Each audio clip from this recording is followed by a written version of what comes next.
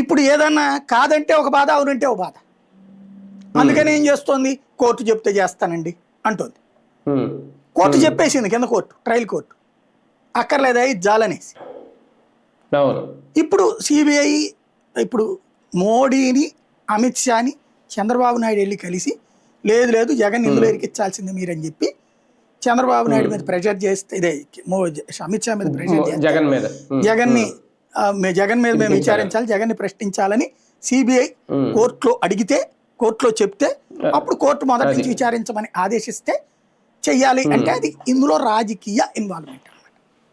పైగా అది కస్టోడియల్ విచారణ అడుగుతున్నారా? అదంతా ఇక తర్వాత వాళ్ళ ఇష్టం. ఫస్ట్ ఏదో రకంగా అరెస్ట్ చేయాలి కదా మరి. కస్టోడియల్ విచారణ అవసరం లేదు, మొదటి అతన్ని పిలిచి విచారిస్తాం, లేకపోతే అతని దగ్గరికి వెళ్ళి విచారిస్తాం, అవన్నీ కోర్టుకు చెప్పక్కర్లేదు. లేదండి మేము ఇంకా విచారించాల్సినవి ఉన్నాయి అంటే అప్పుడు కోర్టు అడుగుతుంది, ఎవడాపాడు మరి ఇన్నాళ్ళు మిమ్మల్ని అని అడుగుతుంది. ఎవడు ఆపలేదు కదా ఇన్నాళ్ళు, కనీసం సుప్రీంకోర్టు స్టే కూడా ఏమి ఇవ్వలేదు కదా, విచారణ ఏమని విచారణ అయిపోయి ఛార్జ్ షీట్ కూడా వేసేసారు. ఛార్జ్ షీట్ అనేది ఒకసారి ఉండేది ఇదివరకు, అడిషనల్ ఛార్జ్ షీట్ ఇంకేమైనా కొత్త విషయం, కొత్తగా అంటే ఇప్పుడు ఒక మర్డర్ కేసులో సోన్స్ అన్ని నిందితుడిని పట్టుకున్నారు, వాడు కాదని కొత్త ఆధారం ఏదో తెస్తే అప్పుడు అడిషనల్ ఛార్జ్ షీట్ వేస్తారు. ఈ కేసులో ఇప్పటికి 3 అడిషనల్ ఛార్జ్ షీట్లు వేశారు, అక్కడే కేసు చచ్చిపోయింది. మీకు ఆయేషా మీరా కేసు, తర్వాత